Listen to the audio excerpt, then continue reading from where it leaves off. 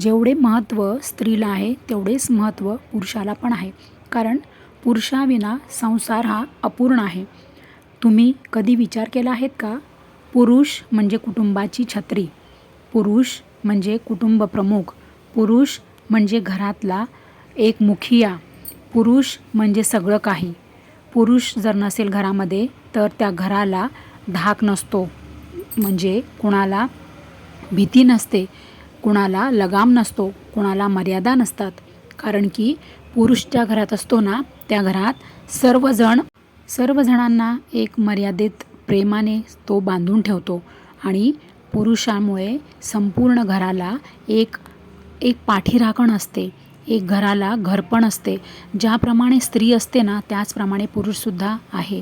म्हणजे पुरुष आणि स्त्री म्हणजे नवरा आणि बायको हे एक रथाचे दोन चाकं आहेत. एक जरी चाक नसलं तरी रथ कोलमडतो.